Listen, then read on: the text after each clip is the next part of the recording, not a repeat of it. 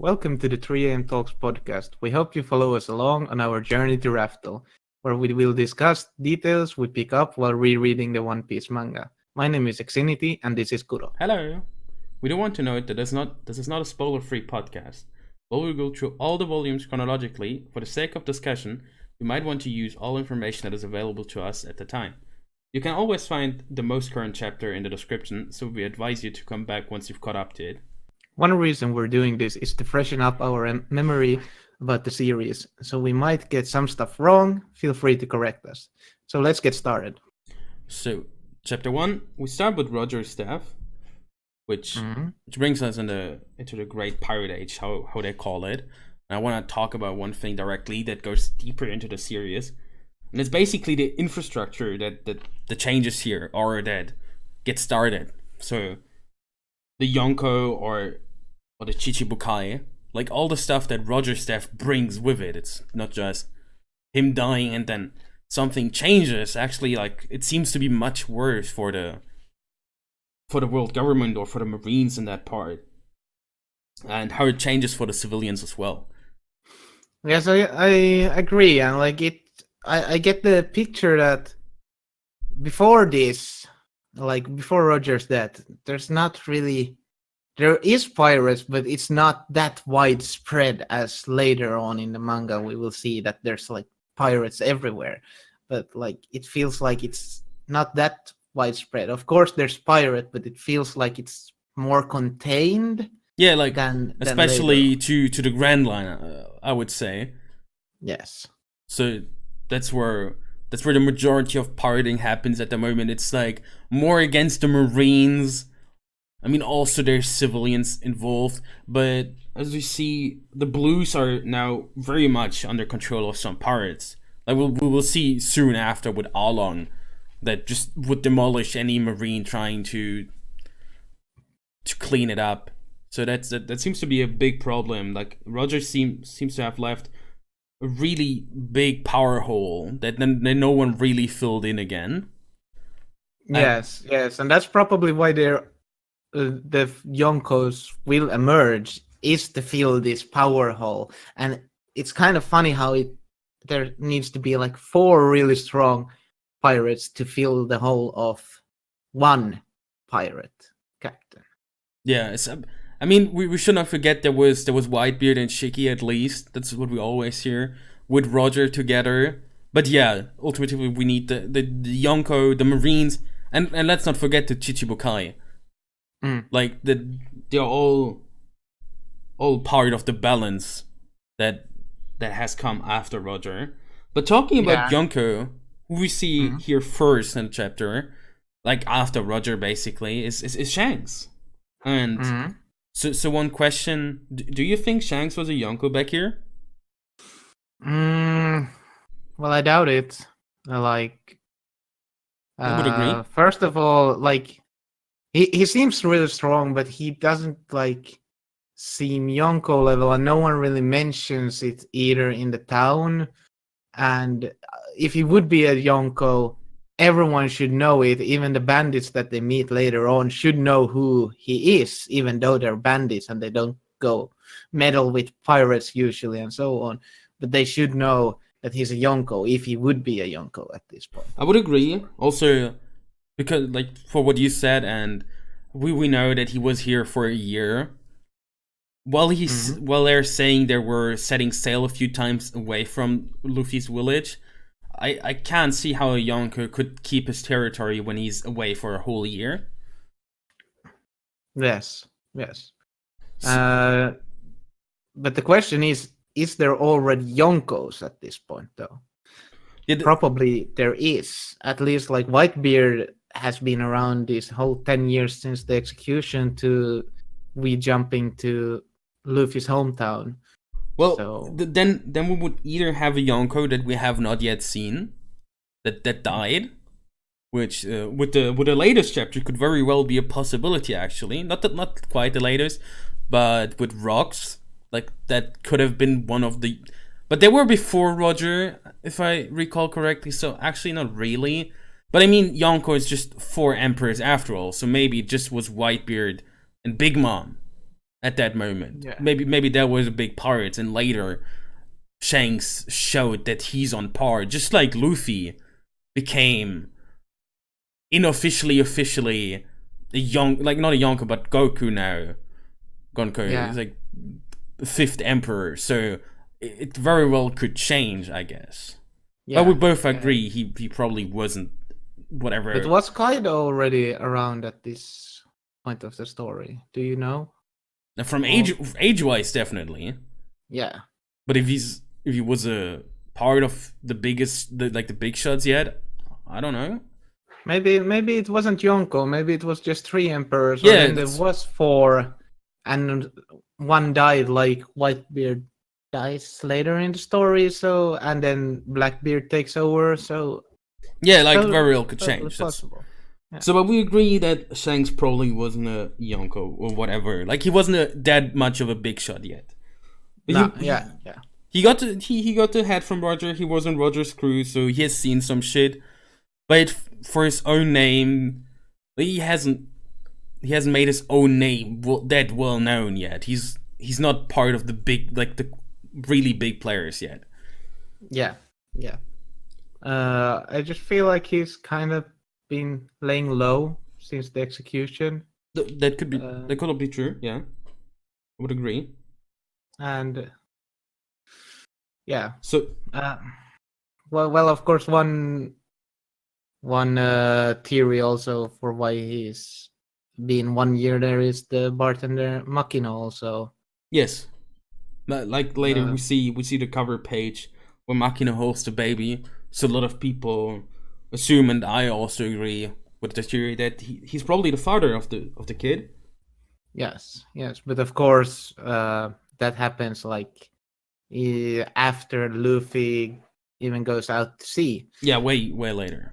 Like this is like Luffy is like 7 years here, so that's 15 years after Roger's execution, and then we have another 10-year time skip. So it happens way later, but it still could very much be a possibility that they got to know each other, and that's why he's anchoring for 1 year there.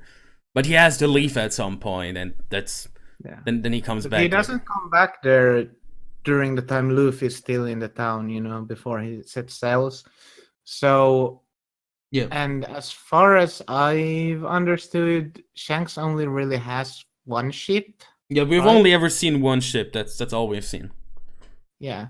So, but he might have a fleet like Luffy, Yeah, we should assume that a Yonko probably would have, but as far as this, then like for him to go and meet Makino, he would have to leave again his territory unwatched, and if they only have one ship and so on, then we have the same dilemma as now in the first chapter, that how can he leave the Grand Line and go there to visit her without anything bad happening to his territory. Yeah, we were.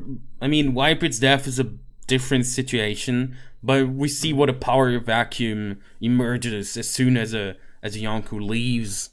So it's definitely not advised for Shanks to do if this would be like his only ship. So there's definitely. I mean, he has islands under his territory. Like he has a territory, so he probably has like his fleet, but his main crew is definitely on that one ship and one ship only.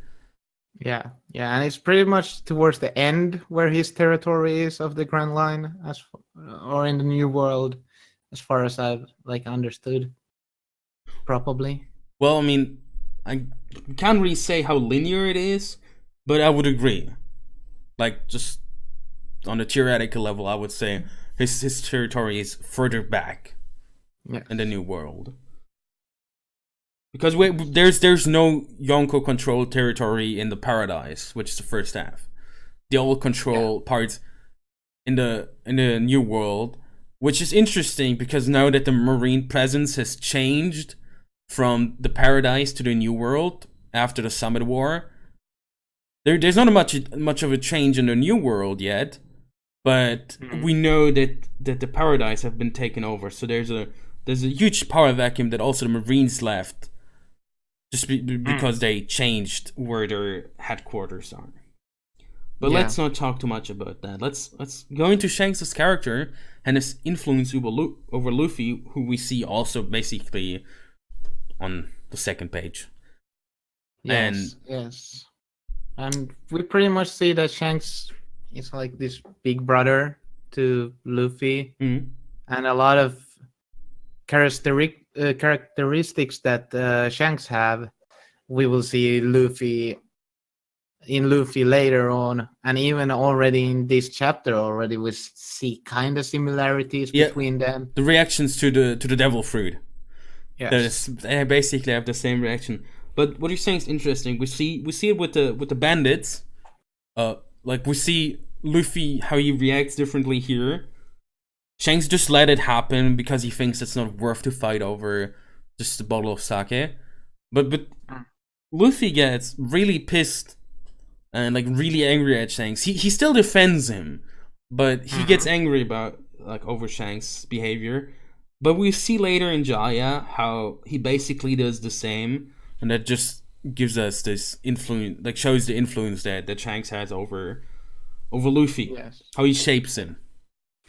And even now we see how important for Luffy like his friends are, and that's also for Shanks. His friends are really, and people who are nice to him and his crew are really important to him. He doesn't mind if someone does something bad to him, but if someone does something bad to his friends or something, then he will stand up for them, and that's why he thanks Luffy later on in the chapter, because he stood up for Shanks, even though Shanks didn't care. see it as he didn't care, but Luffy stood up to him. And then he had to stand up for Luffy.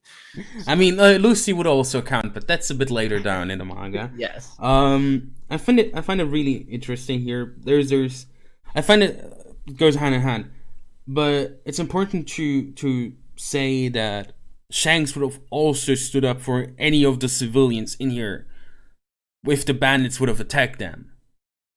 Like, it's not just Luffy that he's going to defend. He seems friendly with all the civilians there, and the civilians seem to be okay with Shanks, which is interesting for a pirate. Like, that we see how different pirates are in the story. Yes, they are not these brutal savages like in normal pirate movies or series. Of course, like at least they don't have to pirate.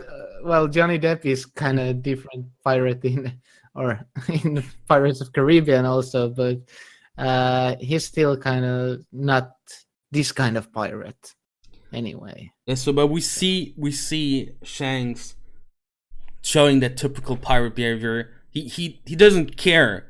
Like, he just kills the bandits straight up. That's what we would expect normally. But so there's a clear distinction between his two ways he acts. Like, he can be friendly, no problem, but the moment you mess up with his friends, like you said, he's going to show no mercy towards you. Well, he's still goofy. Like, when Luffy goes missing with Higuma, he's not serious. Well, he's concerned, but he's goofy while it happens. Yes. So it goes a long way there to show his character. Yes, and also we see the character of his crew also, of them just being friendly in the village and just saying how it's the best thing, the greatest treasure pretty much in the world is to be free and not having to care what. They specifically say freedom, which is Luffy's biggest dream in the end. We probably can agree that Luffy's dream to be a pirate was there before Shanks, but the later dream of him become, like, he wants to be Pirate King because he thinks the Pirate King is the freest man in the world, and I think that's been influenced here greatly by his crew, where they say nothing is greater than freedom. Yes. So obviously the influence is not only by Shanks but also by Shanks' crew. Yeah, and later in the volume, like, at least in the English translation, when there's the Roger's death, he says just that he left everything there, so everyone assumes that he left like all his treasure in Raftel, but never in the first chapter do they call it the One Piece. But later on in the volume, they will call it the One Piece, and pretty much make the ground that if you get the One Piece, you become the Pirate King, and that's basically the only reason why Luffy wants the One Piece, is to be so that he would be recognized as Pirate King and thus be the freest man alive. I mean, also it goes in character. Luffy is an adventurer, so getting to Raftel, it's basically, the ultimate adventure. Yeah, like only one other crew has done it, and that was the crew of the Pirate King. So, like, there is so much unadventured things, unexplored things, and that's obviously a thing that's very interesting for someone like Luffy. Yes. So we see Luffy's devil fruit that we mentioned earlier, which everyone kind of thinks is useless. Yes. That shows two interesting things. Luffy's intelligence and this character. Luffy is goofy. Like, he isn't stupid. Like, he's goofy and he's naive to certain things. But when it comes to fighting and what he does with his devil fruit, he's unmatched up until the highest or the biggest shot, like the big shots. Like, his creativity with what he does with his devil fruit is insane.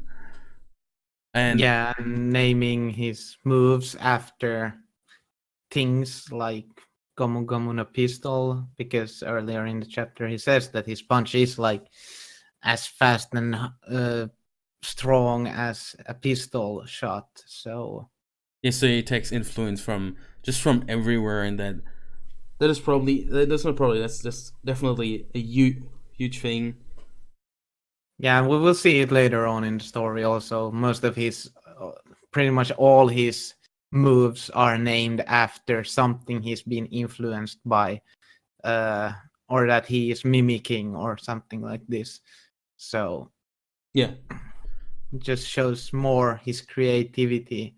And he also says that he's training fighting every day and so on. So it's clear that he's gonna become stronger. That's one thing people like. We only see Zoro ever training in the crew, and people dismissed it. Like, we know that Luffy trained Gear 2 and Gear 3 later, just before Enies Lobby. So Luffy obviously also trains, and people neglect that often. But Luffy is just so committed to what he's doing, and that's one thing like that I don't understand when people say that he might have the same, like the rubber Nami or the rubber fruit, that is the same fruit that Roger had. When people know it's Roger's head, so why would they not be able to tell that this is also Roger's fruit, and people wouldn't laugh about it? So but maybe because like they seemed so like shocked also over that he ate the devil fruit, and they made it seem really, really rare, which can just be played off by that Oda wasn't yet sure how common he wanted devil fruits to be. Yeah, they were pretty rare at the beginning. Yeah, but it can just be that because eating a devil fruit is a huge power up, that most of the devil fruit users will then accumulate into the Grand Line and specifically the New World. So there's the argument that that's why it becomes more common later on. That out in the world it's not that common, but in the Grand Line it seems really common because most of the people who eat it see the opportunity of doing something big with their power, and they go to the Grand Line because of that. Yeah, agreed. Definitely, that's a big point. I mean, in the East Blue, people sometimes think it's like devil fruits don't even exist, so it changes immediately as soon as you enter the Grand Line, and that's probably a big part of the reason. I mean, another one is probably that devil fruits, like, we don't, like, the devil fruit doesn't, we know how devil fruits work later, but it's important to see that the devil fruit probably isn't even from the East Blue. and they just carried it around from maybe the Grand Line, and they had it for longer. So when the devil fruits aren't from the blues, it just makes sense that they're really uncommon in the blues. But also, do you think that they were gonna sell the fruit or actually use it themselves? Well, I don't see why they would sell it. There's why would they need the money? Like, we know how much a devil fruit is worth, but it's not enough for someone like Shanks to care about it. Yeah, but who do you then think that they had planned to eat it? Well, that's a good question. I have no one in mind. Shanks True seems to be hockey users only at the moment. But maybe we get only introduced to Ben Beckman and Lucky Roo in this chapter. Also Yasop. Don't forget Yasop that we also get introduced already. Kinda. Yeah, we see his headband, which I mean, I don't think we see Lucky Lou's name. I think it's only Ben Beckman. Neither is like mentioned during the story, but I think like on the last page or something, there is like a picture of Shanks, Lucky Roo, and Ben Beckman and Luffy, and then their names are next to them. So that's how you get to know their names. I didn't see that, but the version I had, there was that page, so that's why I knew his name. I just knew them. So like maybe they just retrieved it for someone. Maybe it doesn't have to be in a crew. They're friendly with other people, or at least not. They wouldn't kill it. They wouldn't necessarily kill each other on sight when they see different pirate crews. We see it with Whitebeard. They're rivals, but they don't really are out to kill each other. Yes. Even though they clash. But yeah, I don't think it was for anyone in their crew in particular. They seemed really shocked though, which I find a bit weird still. But maybe there was something we don't know, like as bringing it to someone.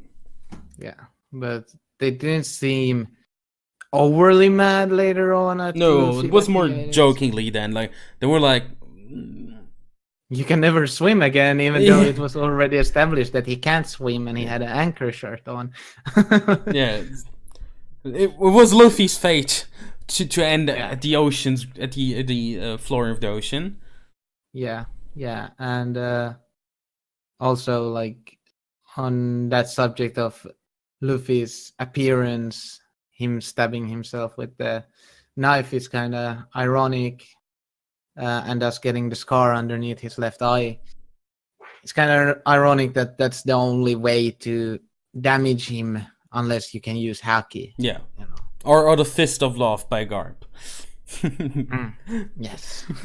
Or you're Nami. When you're Nami, then it's no problem. Nami probably could hurt him even if he would have been a Logia user. Nami is just the strongest person in One Piece. Yes.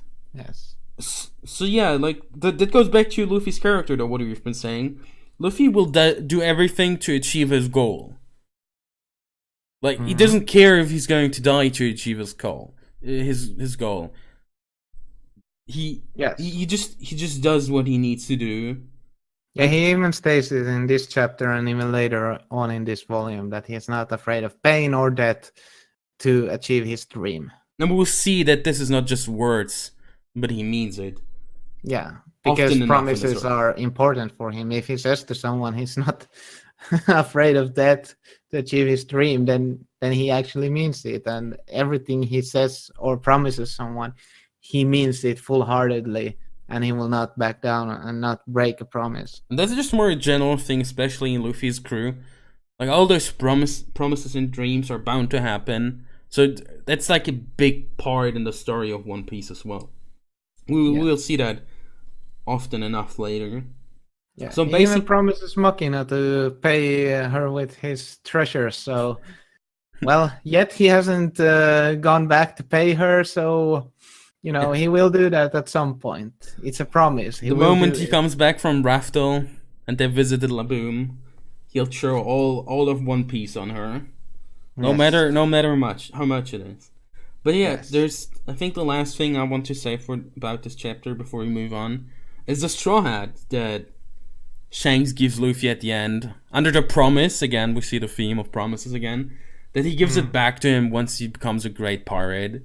And that basically is like, once he becomes an equal to Shanks, which is much easier to achieve at the moment than it will be later down in the story. Because later down, he will be a Yonko, and that's obviously a big step, big hurdle to overtake. So yeah, we will see them fighting. I think so. Like, there's no way Shanks gonna take back the Straw Hat unless Luffy actually defeats him, and I strongly believe that this will be the case. And Luffy also at some point says that he's gonna defeat all the Yonkos, so he will fight Shanks, because when he says something, he means it, and that's gonna happen. So yeah. But it's important to know that it's obviously gonna be a friendly fight. It's not going to be for murder or blood. It's going to be an all-out fight. But the end result will be them drinking sake. No matter who wins, even though we should know who's going to take it. Yeah. Shanks. Yeah. So yeah, Shanks gives him his straw hat, which he himself got from Roger.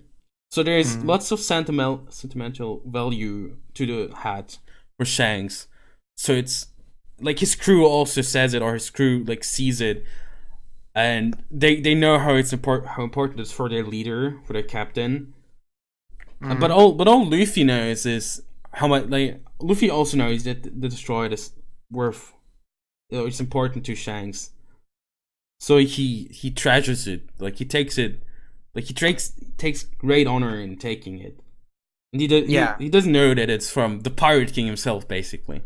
Yeah, and it's shown later on already maybe already in this chapter, but at least in this volume, that it's really important to him, and he doesn't want anyone else to touch it except himself, pretty much. There's only another person that's allowed to touch it. That's Nami.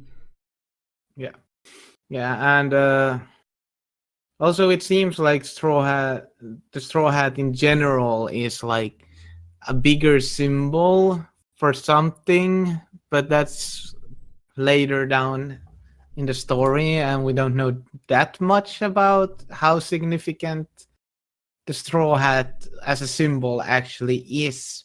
It will become a symbol of Luffy's crew. Yeah. And that's also one argument to that Shanks' crew was not that big yet at this point, because later on they're known as the Red Hat. But he's known as Red Haired already here. Oh, that's true. Yeah. So, but he might have just gotten the name when he was in Roger's crew, and it didn't change after he got the hat. Yeah, true. I find it interesting though that their Jolly Roger is just the normal Jolly Roger, but later on in the story we will see that everyone has this kind of specialized customized Jolly Rogers that, like, when you see it, you know exactly what crew it is. Yeah. There will he has a bit of, like, he has the scar, like his Jolly Roger has the scar, but I think it changes later, at least a bit. But yeah, in general, like, Jolly Rogers will become much more important in that sense. So they see them off, the whole village, Luffy included. They see them off, how they just set sail this time for a much longer period of time. And then we get a time skip 10 years ahead. We missed something, actually. We will go back to that. We see Luffy one-shotting the Sea King. What's the thing we missed? That's the thing we missed with the Haki. That Shanks earlier sacrificed his arm to, and then promptly scared away with what we can assume is Conqueror's Haki. Yes, to save Luffy. Yeah, to save Luffy. That's obviously that's just a big sacrifice Shanks takes there. Yeah. But we don't know that it's Conqueror's Haki yet, and it might just have been in early stages of development for Oda anyway at this point. It was just He wanted just to show that Shanks is so much stronger, and just the stare is enough to scare away the Sea King. But with the information we've gotten later on, it's clear that it's Conqueror's Haki that he's using. And even if it wasn't that at the time, it is now. Like, that's exactly what happens when you use Conqueror's Haki. Yes. So yeah. On wild animals. I mean, they can feint too. Yes. It's just that they're... It depends on how much Haki you use. And how strong the willpower of the animal is. It's actually impressive that that thing doesn't just faint automatically. Yes. But he must be scared shitless. So yeah, we see Luffy then one-shotting the Sea King with his attack Gono Gono pistol. Showing how much stronger he's already gotten in 10 years. I mean, 10 years is a long time. Yes. And like when we actually see what he becomes later in just 2 years, the 10 years seem laughable. But to be fair, the training he receives in the 2 years are a lot denser and actually overseen by someone that has lots of experience. The Garp throwing him in a jungle is much of a help for what he did, but not much of a help for what he tried to become. Yeah. But yeah, I think we covered everything in this chapter, so just let's move to the second one. Yes, let's do that. Alright. So chapter 2, we witness Luffy's stupidity, and recklessness. Like, he has no clue what he's doing, actually. Like, he's later we know, like, he also says it, that if not for his crew, he wouldn't even get any further. But he's just, like, not caring at all, which just goes in line with his character. And he sails straight into a whirlpool. Like, it's Luffy.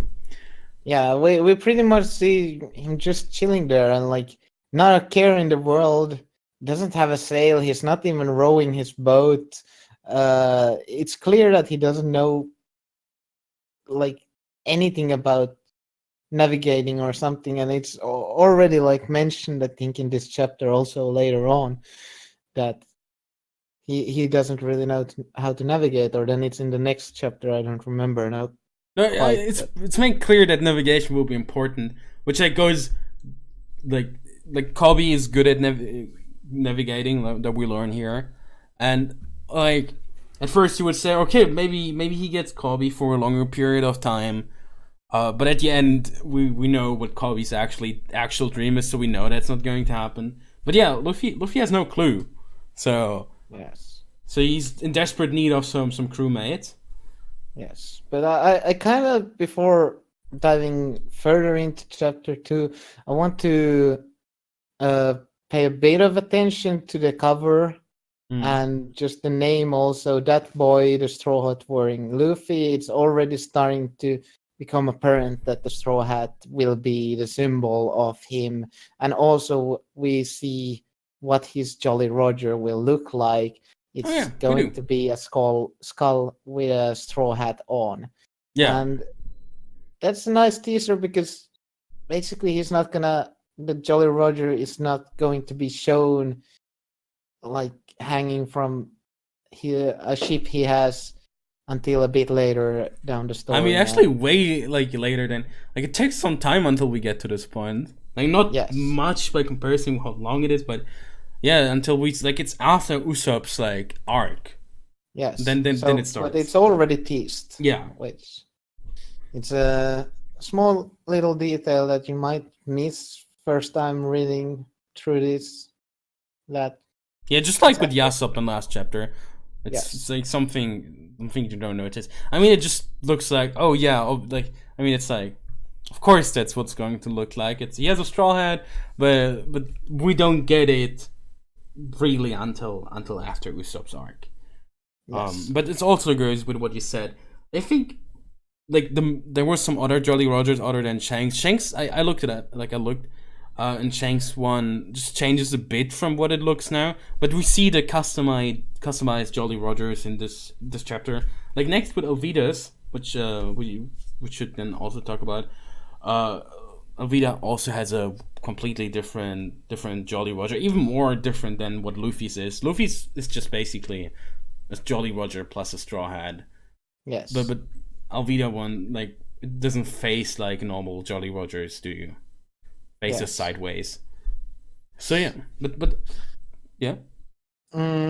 Yeah, we also see how horrible certain pirates can be. Yeah. Like she's really leading her crew with fear, and also we see Kobe also for the first time, and how badly she treats him. He's basically a slave to her. Yeah, that's I had as my notes. Like she treats her crew like slaves.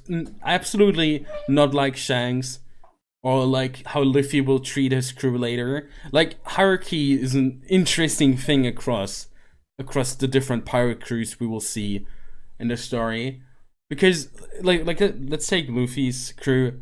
Pretty much everyone is equal, but when Luffy wants to make something, his decision will override the others. But he often doesn't do that. When he thinks his crew is doing the decisions that are correct, he'll just let them do. But that's not going to happen on Ovida's ship.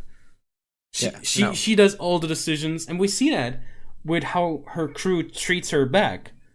Like when they find the box, how's it called, the wine barrel. The barrel, exactly. They take it. They steal off their captain basically, and that's not something you would see in a crew like Luffy's or Shanks, because they're much more family towards each other than just like slaves. Like Alvida's crew is like really on the bad side. Like most crews aren't like this, but there will be some that are similar to this. It's also kind of funny how delusional she is. She thinks she's the most beautiful ever, and well, we can see that. I mean, maybe she has future sight because she gets quite beautiful soon. yeah, she does. But when Luffy punches her, obviously, that's Luffy's entrance is kind of funny, very Luffy-like. Yeah, I want to know something. I've like I said in the first chapter. He's goofy and stupid, but his fighting, or like how I said it or called it, moment to moment intelligence is very much apparent here. He doesn't see any chance at, like, he says swimming isn't even a possibility here, even though he can't anyways. So he just goes into the barrel and tries to save him, which for many they couldn't think about such thing in such a situation. But Luffy has a clear head in that, and just does what's best in the situation, even though he fucked up to get there to begin with. Yeah. So I agree. It's very Luffy-like entrance. Yeah. They also then tease Zoro for the first time. Alvida thinks that maybe Luffy is Zoro coming there to capture her for the reward, and then Luffy gets also talk more with Kobe, and I kind of want to talk more about their interactions between each other. Like, he's very timid, afraid to stand up for himself and so on, and we can kind of see how Luffy throughout this chapter already influences Kobe, and also Kobe kind of is also there to emphasize how dangerous Luffy's dream actually is. Like, he's kind of there as a normal person in the middle of all this craziness. When he tells him what his dream is, when Luffy tells Kobe what his dream is, Kobe just is like, that's just crazy, that's impossible, you're gonna die, it's not possible. I actually got very annoyed at him in the anime because because he just says impossible in Japanese several times, and it kind of gets pretty annoying. I want to mention that Kobe has the biggest, one of the biggest. There's still Mapper too, but Kobe definitely is one of the biggest character developments in the whole series. Like, he'll change completely from what we see here. Like, he'll go on to achieve his dream, but he will be a very different person than what he started with here. And like you said, Luffy is being a big influence over him. Like, Yes. he'll mention it soon enough already. Yes, and I also like how he hits Kobe because he's so annoying, and I'm pretty happy about that. To be honest. Luffy just doing what we all feel like. Yes. So yes. Kobe tried to escape, which he didn't go through, which just shows his character. This like he has no determination, no commitment to anything. He's accepting what's happening to him, something that's in stark contrast to Luffy's character. Luffy's never going to accept what he doesn't like. But Kobe at this point was just like, okay, whatever. It's no big deal. I'm just being a slave forever. Yeah. Also, Luffy's words about that he won't mind dying for his dream. Actually, like you can see how it like influences Kobe already really fast, and he starts thinking that if he doesn't mind dying for his dream of becoming a Marine, then maybe he will be able to achieve it and actually become a Marine. Yeah. I find it interesting that that Kobe refers to the Grand Line as the pirates' graveyard. Like in the East Blue, they refer to it as the pirates' graveyard, which is interesting because on the Grand Line, the first half is being called the Paradise. So it's like the difference between how people view. We'll see that later in Sanji's arc, where Don Krieg or Jeff were on the Grand Line and they were seen as like really like beastie people already for going to such an like sea, like unpredictable sea. But when we're on the Grand Line, people laugh about the first half. It's like it's nothing to them. Yeah. And then those people, they struggled already. So the view on the Grand Line will change drastically as we progress through the story. Yeah. Yes. And we also again see that like blunt weapons don't either work on Luffy. That I actually have noted different. I have it as spiky stuff should hurt Luffy. But I was thinking that those spikes are that pointy and that like sharp. She's been hitting a lot of stuff. They are not like they don't look particularly sharp. That's why I like reconsidered. But I had it as my notes. So that's why I wanted to mention it when you said it. I just think it's a like we see it in multiple pictures that it's not as sharp really, but it doesn't affect him completely. And we'll see that a bit more throughout the series, where I think his power is a bit inconsistent in that regard. There's some stuff that should hurt him, but it doesn't. But yeah, I agree. It doesn't look that sharp, so I guess it's fine in that instance. But I had it noted. Just felt like it should have done something. But when I then thought about it, I thought it was alright, I guess. Yeah. I also like we already in this chapter see how Luffy influences Kobe, that he actually stands up against Alvida, and everyone's shocked about it. Yeah, it's obviously not completely changed him, but Luffy gave him the power to do this. Like this very instant, which is already a big step for Kobe. Like, because he didn't show any commitment earlier with the boat, and now Luffy already is like, okay, fuck you, Alvida. Yes, and he already stands up to Kobe, which kind of he shows that they already are becoming friends, because there wouldn't be any reason for Luffy otherwise to stand up to Kobe unless they are about to become friends or are already friends after such a short while. Yeah, and also just how charismatic and influential Luffy can be is already showcased in this chapter, and this will be shown further down the line in the story also how much Luffy actually influences other people and get them to they kind of just naturally start liking him and Yeah, like helping him Mihawk will out. state it at the Summit War.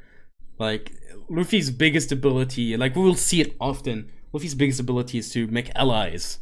Not necessarily friends, but allies.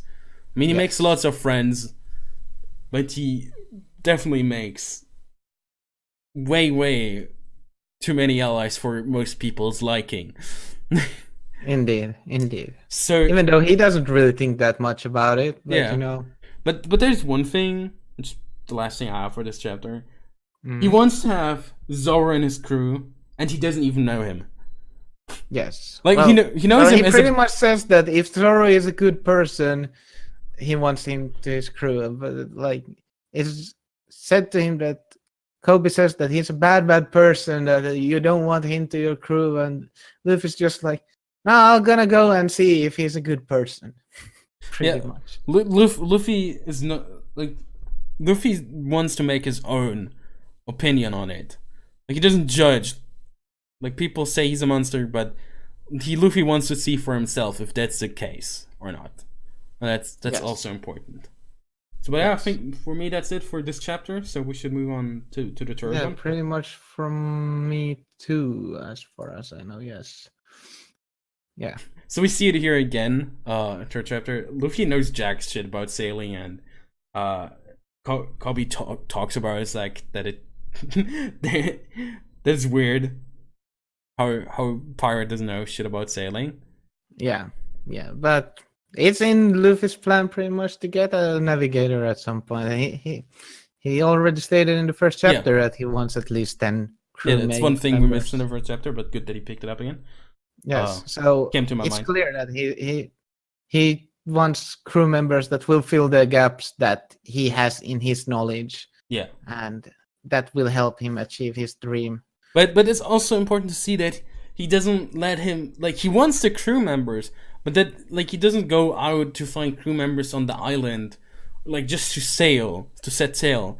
He goes out ahead to follow his dream, and then he tries to find crew members. But it doesn't, like, the fact that he doesn't know shit about sailing doesn't let him stop from trying to achieve his goal, which is important. Yes.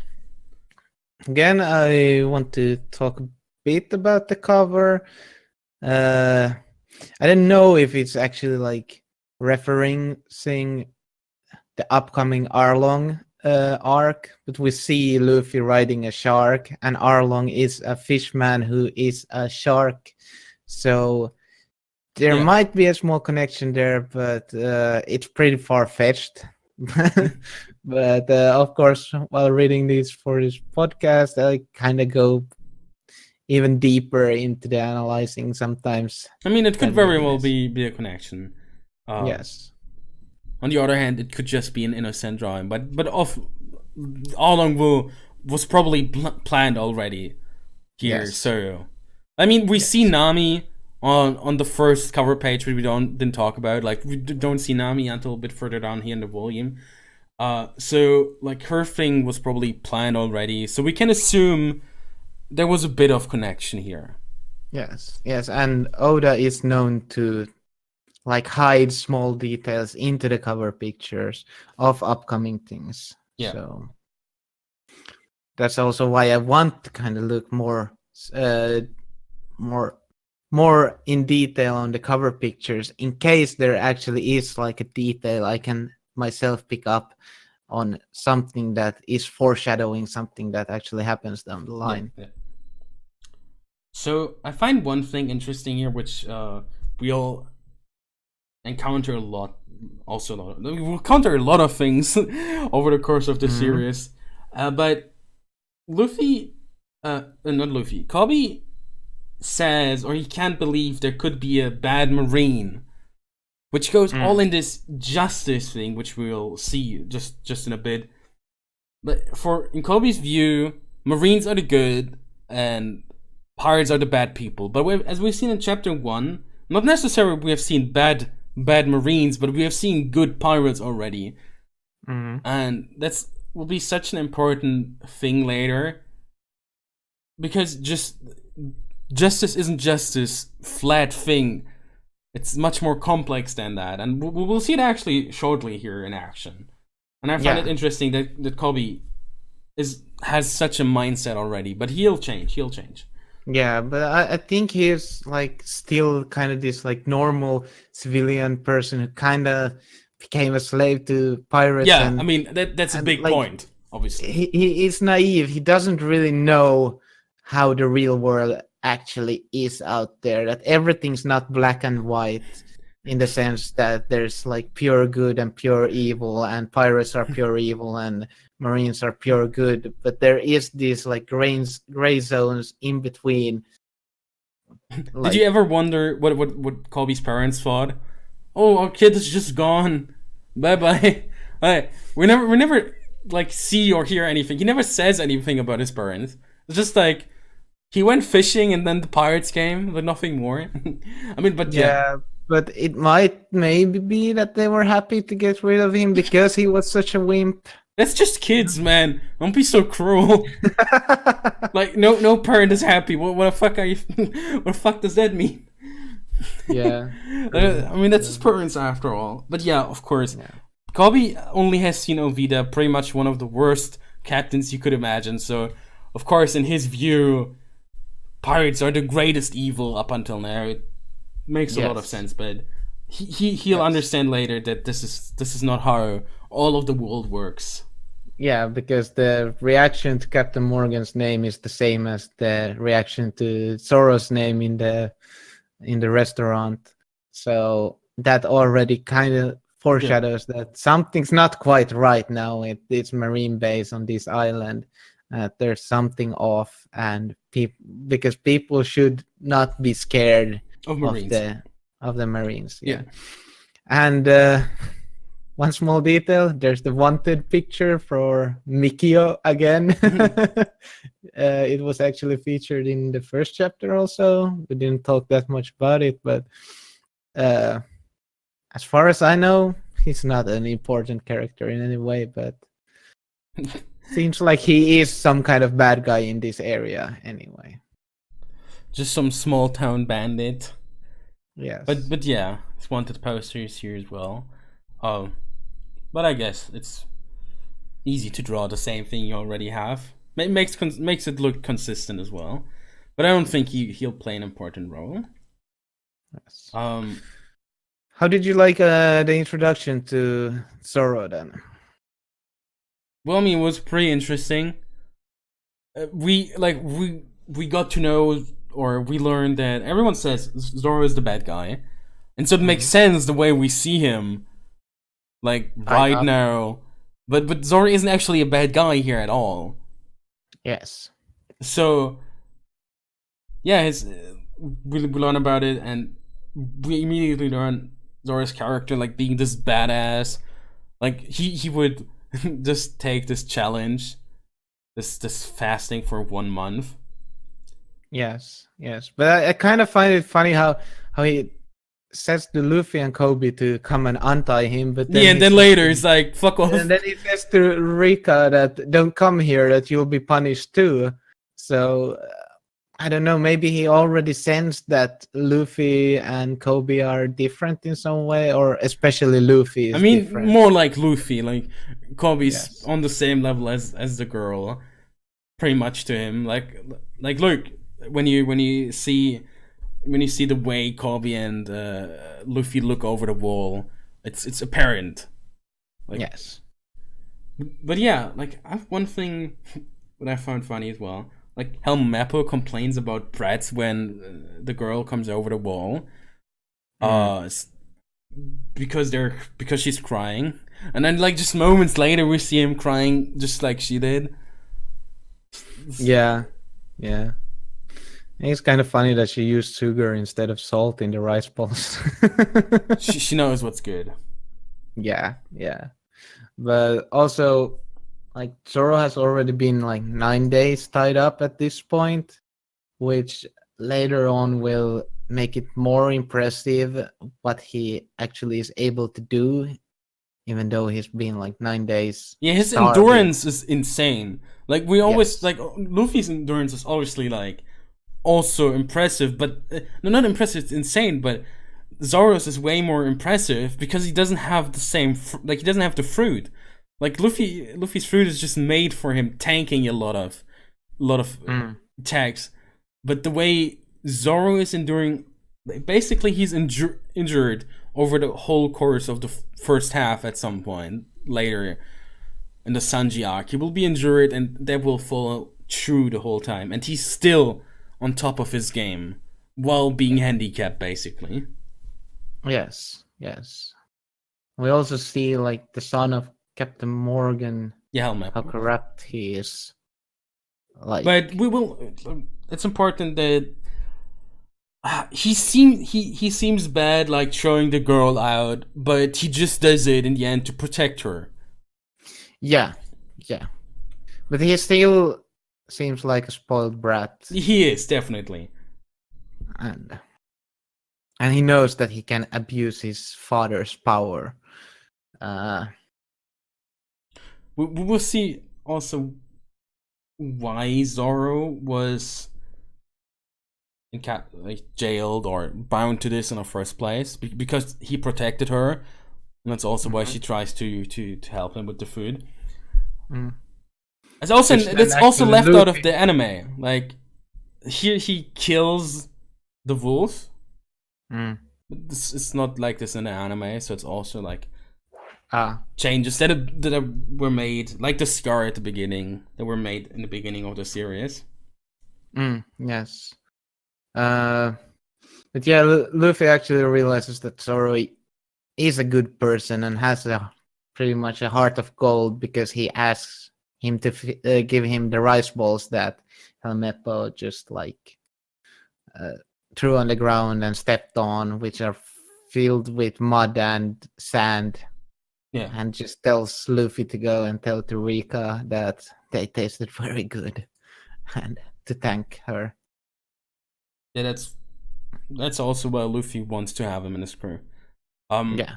But we learned one thing, and that is that Zoro doesn't think highly about pirates. Yeah. He wants to keep his name clean. But I find it, like, why does he not think high? Like, I mean, he's a bounty hunter. Like, you could say it's because of, like, he wants to defeat Mihawk, obviously, that we will learn soon. But why does that make him not think highly of pirate? Like, we have not seen anything that would make him think that way. So it always like stuck out to me. But he'll change his mind. Yeah, but I think it was just that he wanted to stay like a good person, or like have a clean record or something. But I don't know why it was so important to him then either. Maybe he just wanted to achieve his dream without like being considered an outlaw. And maybe, well, it's easier also to collect rewards on other people if you're not wanted. I mean, of course, he says like that's how he survived, but that's not like, it's not. My point is not that he isn't a pirate. My point is why he doesn't think highly of pirates. Like, it's different. Like, it's kind of different. What I mean here. Yeah. Like, of course, he doesn't need to be a pirate, but there's people like the girl. She doesn't care that Luffy's a pirate.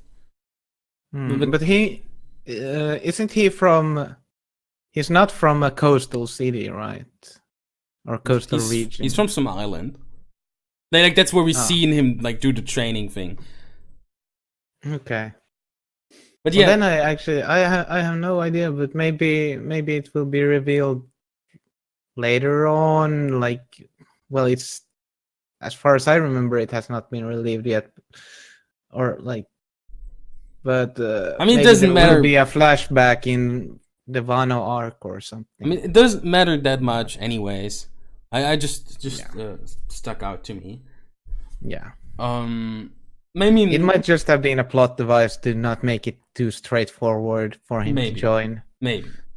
But then there's the biggest thing that in this chapter, I think, and that's the whole promise theme that we talked about earlier. And that's how Helmeppo like in Luffy's eyes, he's a scumbag. He's not holding his promise, and Luffy is not holding back and just hits him, because that's something that is Luffy can absolutely not stand. As in, some people don't keep their promise. Yeah, because Zoro assumes that Helmeppo will keep the promise, and he's hellbent on surviving that 1 month of starving. But yeah, but also where we see Luffy doesn't care who he's up. Well, we see that multiple times.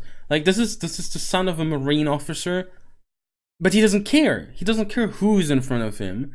If it's against his ideals, or if it's hurting a friend, which Zoro is about to become. Like, he wants to kill his friend, or his soon-to-be friend. Then Luffy doesn't care who he needs to fight to save them or protect his ideals. Yes. So that's all I had for this chapter. Pretty much. I mean, it basically goes right into the next chapter, so let's just talk about chapter 4. Yes. So chapter 4 continues where chapter 3 left off, and we see how shocked everyone is, even though they probably wanted to punch Helmeppo, to be honest. Like, he's just abusing the influence his father has. But still the civilians have to be on the Marine side, even though they know the justice they are having right now. It's not like, it goes with the whole justice theme we already started with. They very much agree with what Luffy is doing here, but as you said, they can't be on his side because he's against the quote unquote law, which he is, but he's doing the right thing here for all the civilians. And then we learn about the corrupt captain, which just shows why the civilians are feared in the name of a Marine, which shouldn't happen. Like when we got to the town in the last chapter. Yes. Just that it's clear that he's collecting. It's stated that he's collecting money from the civilians, and just because they are not able to pay the amount he wants them to pay, he says that they don't respect him, which is not the case. They just can't pay more, but he's just so consumed by his power and corrupt that he doesn't care. He's basically, like, it's good that we see it back to back, basically, but he's basically the Alvida of the pirates. Like, of the Marines, not the pirates. He's Alvida of the Marines. Like, we see... It makes it clear there's good pirates with Shanks, bad pirates with Alvida, but there's also bad Marines with Morgan, as we see. Like, he treats his subordinates like shit. Yes, we see the worst of both worlds. Yeah. Like, the worst kind of pirate captain and the worst kind of Marine captain also. Which will be very important to something Kobe states later. Before we get to that, Luffy shows he doesn't care. He doesn't stop until he gets what he wants with Zoro. Zoro doesn't want to join his crew, but Luffy wants him, and he basically forces Zoro to join his crew by telling him about the plan of Helmeppo, but just killing him. Well, it's actually Kobe that tells him. Oh, I think it's in the next chapter that he tells Zoro that. Oh yeah, that he's gonna get killed. Right. But yeah, we also see in this chapter how corrupt actually Captain Morgan is. He's made a statue of himself that he wants on top of the Marine base, which really shows how big of an ego he has. Yeah, it's to know, like, as you said, the power grew to his head, and he's only a captain. Yes. Like he isn't even far up the Marine hierarchy. Yes. So it's also a bad dad. Let's just point that out also. They will I mean, yeah, like the way he raises Helmeppo. Like, we'll see Helmeppo can be a really decent person later, and it's clearly that it's Morgan's fault, the way he raised his son. But Morgan only really cares about himself. Yes. But Morgan's also like one thing I want to say. He's like he shows how wacky the character designs will be in One Piece. Like how creative, like him having the axe in his arm. I mean, it's not that like whole new concept, but just like wacky characters will be really common in One Piece, and that's always a thing I liked about the series. Yeah, we also see him just slashing one of his like subordinates, or how it's pronounced. But like, pretty much like calling him a traitor just because he doesn't want to kill a 9-year-old kid. Like, as we said, it's basically just like Alvida, just on the marine side, which is the good side, the lawful side. Yeah, and it shouldn't be happening on the marine side. And that's also what Kobe will notice, and it will motivate him even more.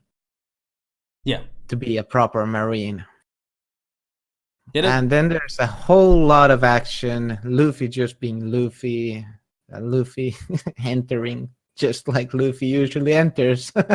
He makes a grand entrance every time. Yes. Not he ain't a stealthy kind of person. No. So yeah, as you mentioned, Kobe wants to be a real marine, but what does that mean? You know, does he like? Of course, like for Kobe, he wants to be what we would see as justice. So Kobe already like realized like what is happening. He says he can't stand those kinds of marines. Like in his eyes, this is not what a marine is supposed to be, and I guess we would all agree on that. But so you also like last chapter, he couldn't even believe a marine could be bad. Yes. But now he already sees like what reality is like, and what he wants to be, like how he wants to be different. Yes. And also on like page 19, I like how or the page before he told Zoro that Luffy wants to be the pirate king, and Zoro is kind of like surprised over that, and Kobe is just like, yeah, but he's serious, and you can already see that Zoro is starting to shift his like what he thinks about Luffy at this point. He's starting to take him maybe a bit more serious, because until now Luffy's just been kind of goofy around Zoro, and Zoro hasn't really seen so much of how serious Luffy can actually be. Yeah, and also Kobe getting shot, and we can see that Zoro's angry, distaste, and like that also influenced him to think that, also realize that, you know, maybe it doesn't matter if he's labeled as a pirate, because he also all the Marines are not good either. Also, he sees the opportunity, because his goal is as ambiguous as Luffy's. Basically, he wants to become the best swordsman in the world, and I mean, when you follow the Pirate King, it's an easier way to achieve that goal, or not an easier, but it helps him achieve his goal. Yes, it's still Zoro's determination and commitment to the goal, but he sees a potential partner, which we also see in the next chapter, which we should just get right into, because this chapter doesn't really have much more. Yes, and the action just keeps on going. This chapter 5's cover picture is the first chapter we see Zoro in, or the first cover we see Zoro in.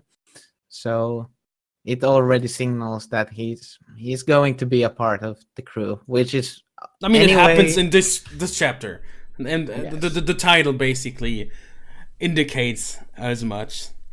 Yeah, the Pirate King and the Great Swordsman. So it's. But we see the difference between how Luffy on the cover page, on how Luffy and Zoro are. They're really similar in a lot of ways, but Zoro is less goofy. Like Luffy's chilling there with a dolphin, but while Zoro is just looking at them from the. Well, he's not really even looking at Luffy and the dolphin. No, at the background. That's what I'm saying. Like that's exactly the difference. He's doing what like normal people would do, is like looking at dolphins that are far away, and Luffy just chilling with the dolphin and drinking with him. That's what I wanted to point out. Yeah, and this kind of also shows what kind of relationship they will have. Kind of like Zoro is pretty much by himself most of the time, traveling with the crew, but he'll chip in when it's needed, and he'll do his part. It's an important thing. Like the way we get introduced to the character to the Luffy's crewmates is really important in my opinion, because we first it's Zoro, and Zoro's obviously more serious about everything, so he holds Luffy's goofiness back. But Luffy needs to be goofy. That's in his character. So we will get to introduce to Usopp, who balances it out again. So it's like really important to who we're getting introduced in this, like before we enter the Grand Line, and how it helps Luffy's character. Yes. But yeah, in this chapter, I like said it already for last chapter, but Zoro states his dream, becoming the best swordsman in the world. And Kobe also tells him now in this chapter that Helmeppo is not gonna keep his promise either to Zoro. Yeah, just as you said, like misremembered. But yeah, that's also like where Zoro learns what Luffy did for him, like, indirectly, punching Helmeppo. So it's probably here where he starts completely changing his mind on the whole thing. Then we already get we cut to the backstory of Kuina, basically. Yes. Which is important to Zoro's character. And Kuina itself is very, very important. Yes, and this is not the last flashback with her, if I remember correctly. There will be more flashbacks with her, or do I remember wrong? No, there will be, but it's basically just like the same things, just more expand. They had a bit. It's bigger in the anime. I think that's why you remember it like that. Yeah, like it's really brief in the manga. Yeah, again, the difference between anime and manga showing off here. One thing I find important about the whole flashback is how Kuina gets told that she will never be able to achieve her dream because she's a woman, and there's like that's important to see here. Like the whole time it's like Luffy doesn't care about who he's up against and all that stuff, but we get introduced to a very real problem here. I mean, it will not really matter much in the world of One Piece in the end. But there's this, she thinks she can't achieve her dream because she's getting told to. That's not something Luffy would accept. Yeah, and it seems like Zoro in the flashback doesn't accept it either. Yeah, he's like she's beating him. It doesn't matter to Zoro if she's a woman or not. Yeah, like she's the better swordsman, and that's all that is important. Like, it doesn't matter if she's a woman, man. She's a good swordsman. She's better than Zoro, and that's all he cares about. Yeah, and she's already really strong. Like they already stated, at this age, Zoro can stand his ground against adults. So she should also be more than capable to stand her ground against adults.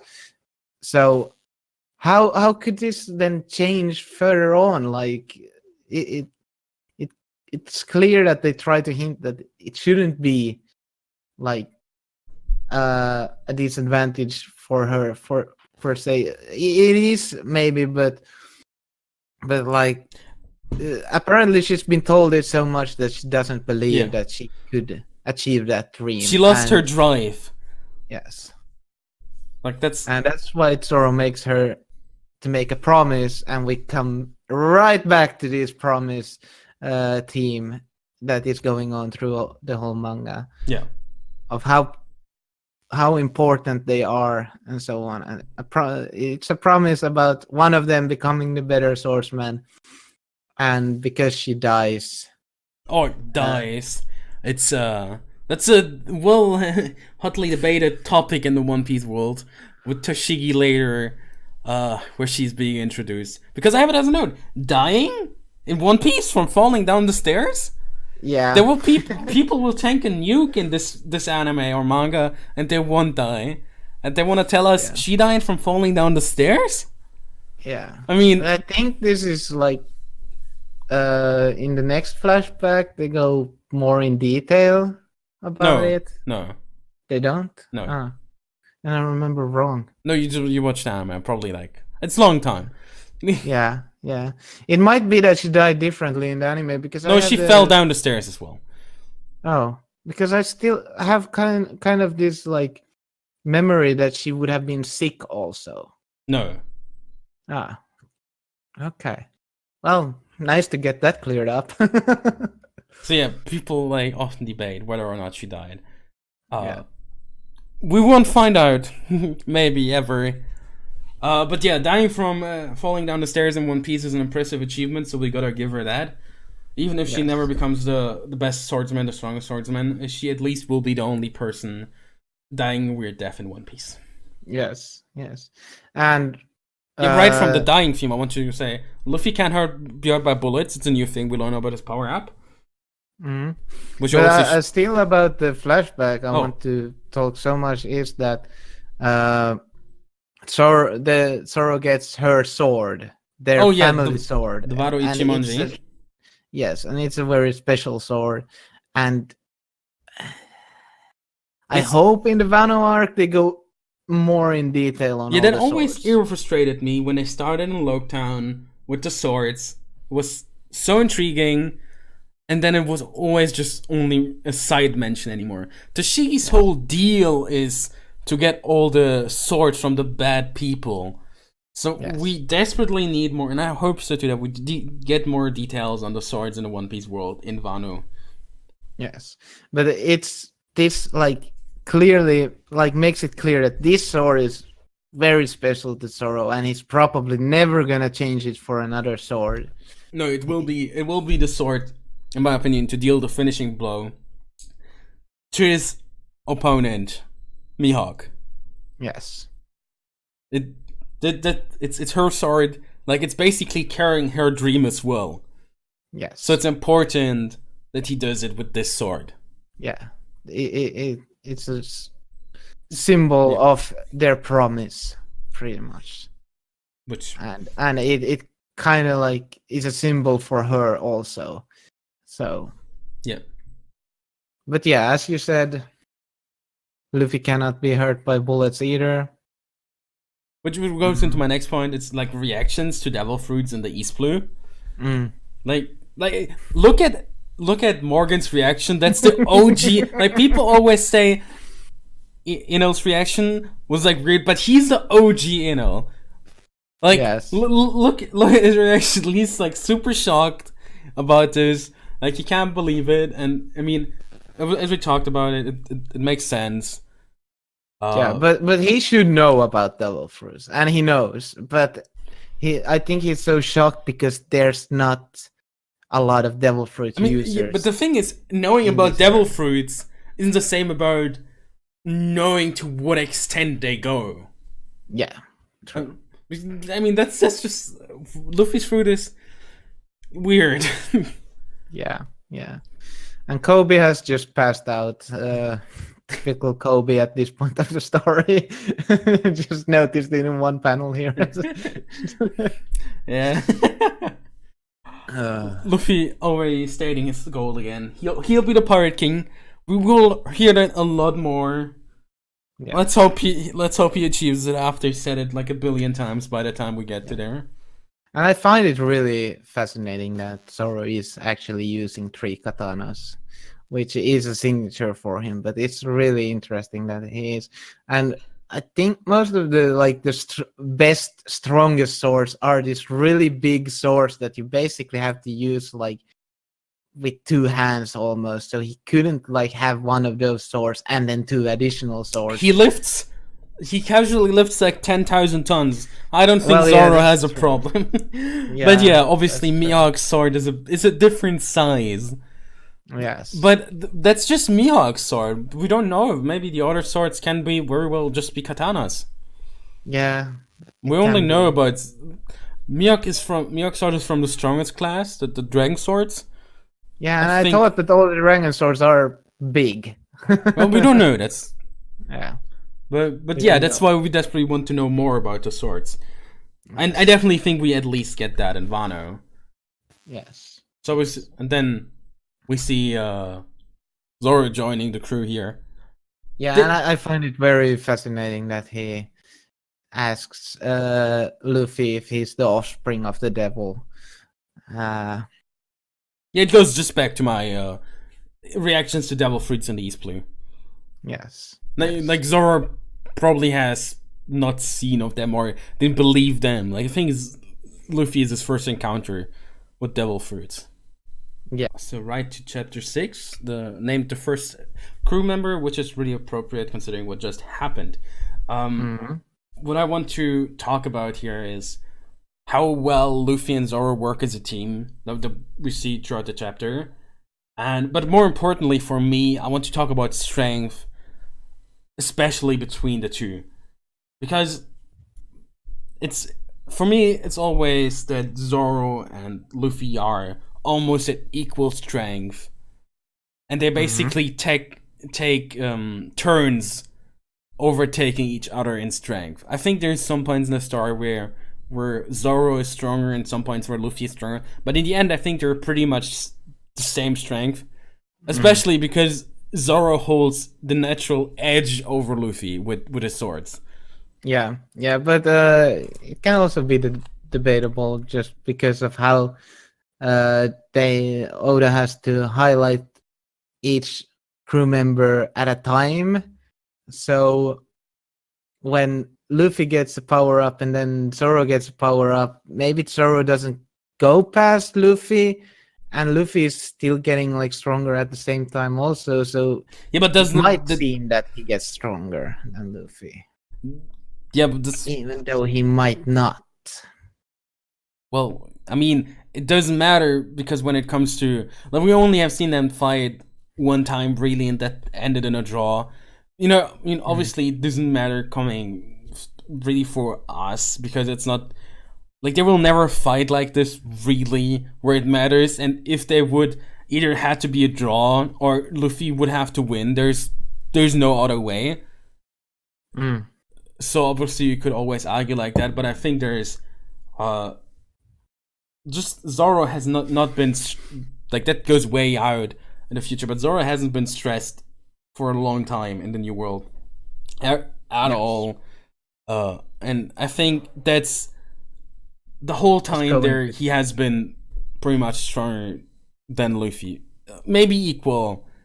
I mean, I think way further. Well, it goes way too far. That's why we should discuss it at a later point. But generally speaking, I think they're pretty much in equal level, like equal strength throughout the story. Yeah. Well, what I want to point out here before we continue is like they pretty much establish the ground rules for their relationship right here in the beginning of the chapter, of Zoro pretty much saying to Luffy that you better not get in my way of becoming the world's greatest swordsman. That if you do something that makes it so that he can't achieve that dream, Mike's bugging out. Can't work like this. It's bugging out, man. Why is it bugging out? Still? Yeah, dude. Maybe you need to reseat the USB cable. Like to the computer? Yeah, maybe put it in a different port.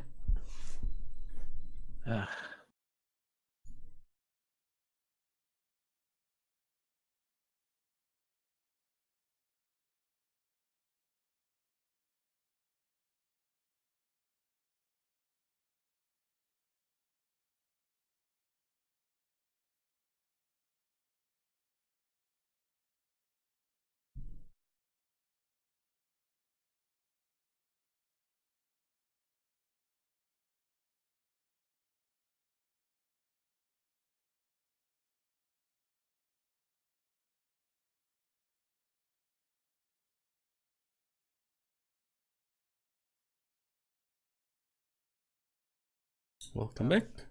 Hello. Hello. Yeah. Let's see. Maybe it's not even chosen now. No, it is. I hear you. Yeah. Okay. Where do we continue from? Yeah, well, where you started. Okay. I need my notes. Wait. Wait. No, okay. Should be fine. Okay.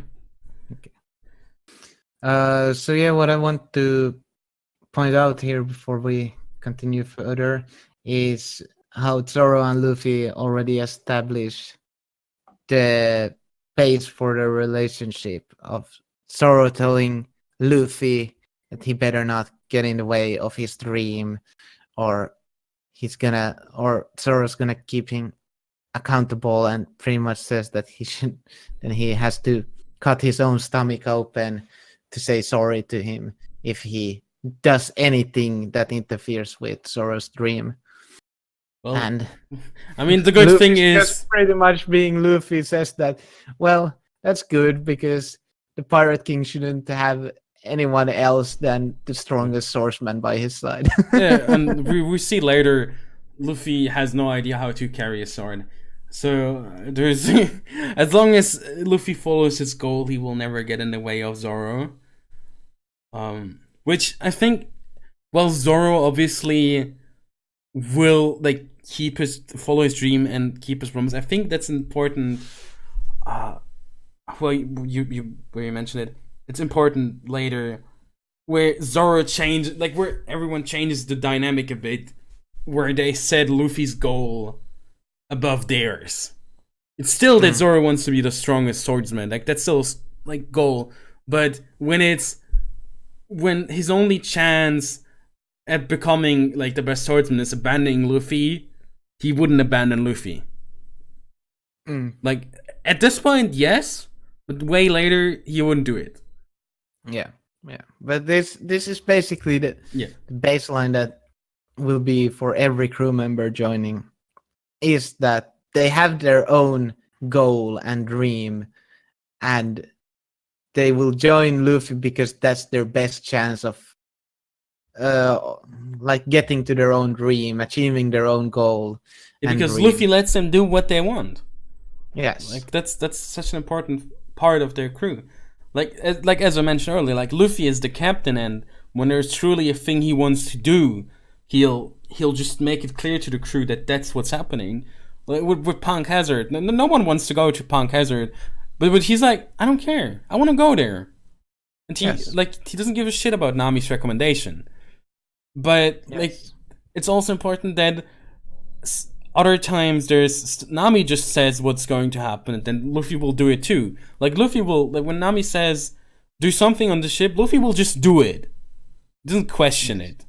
That's like the hierarchy in the Straw Hat, in the Straw Hat crew is very different compared to most pirate crews, I would say. Yes.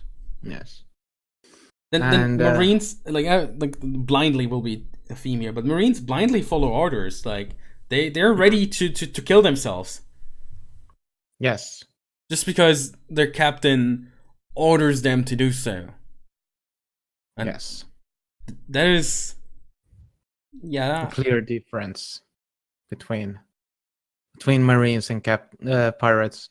But also, like, I like this chapter. It's pretty much my favorite chapter of this first volume, mainly because we see what kind of power duo already at this point Luffy and Zoro are together.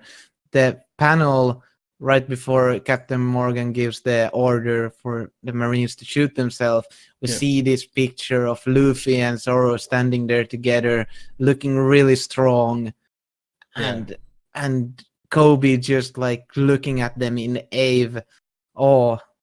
That's the real word. Yes, awe. And like just already showing how strong they actually are. Yeah. At this point of the story. Yeah, they're like the Marines are no comparison to them. Like the normal Marines never really were, probably. but yeah, they're just overshadowing them, and we'll see how swiftly they'll deal with Morgan.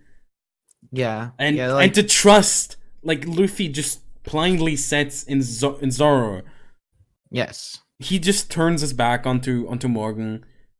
Like Zoro could just leave him hanging here, and Morgan could pretty much just probably kill him here with his axe, because that's definitely not a blunt weapon. That's definitely going to cut Luffy. Yes, that's why Luffy is dodging his attacks. Yeah, but at the end, the last one, where. But like in the end, like Luffy's just toying around with the captain. Yeah, like, that's how much stronger he is than the captain. Morgan is no match for him, definitely not.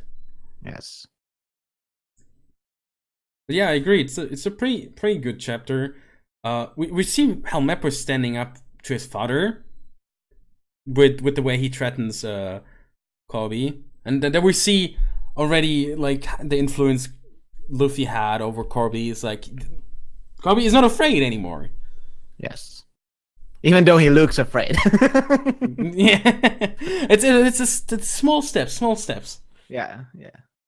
If you say it enough, you'll believe it yourself. Also. I guess that's what the Kobe is going for.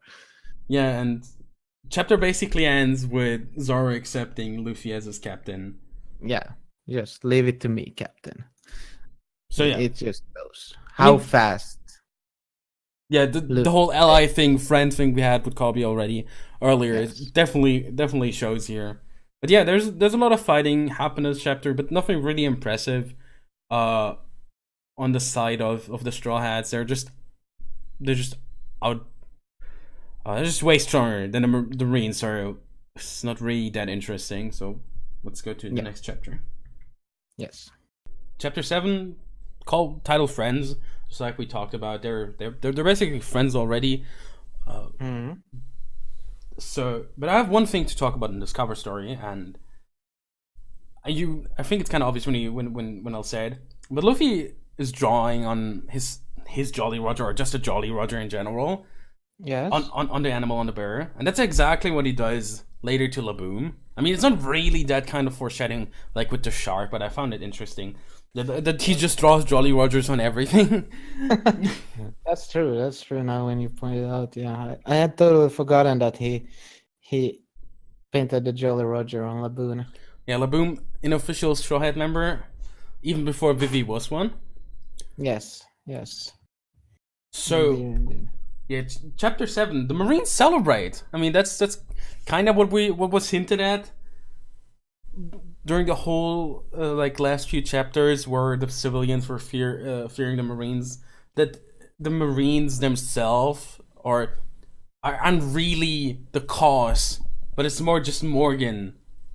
Morgan's just the reason why everything is as bad as it is at the moment. So the Marines obviously celebrate that he's finally defeated. Even though, just like the civilians before, they shouldn't. But they're doing it this time. They're happy with it. Yeah, because he's actually being defeated. So he's not really going to do anything to them. One thing I feel kind of weird about is, though, that he just got knocked out. As far as I've understood, he did not get killed. No, we see him later too. So he's not like. Did they arrest him now, or what? Yeah, why he's arrested. He's arrested, but he flees then. Like he's arrested. Like we're still in the cover story, and in the anime it's more detailed. But basically, he's arrested, and then he flees. Because Garp is falling asleep, but yeah, he's arrested. Just like most enemies, like Luffy doesn't kill them because he considers it.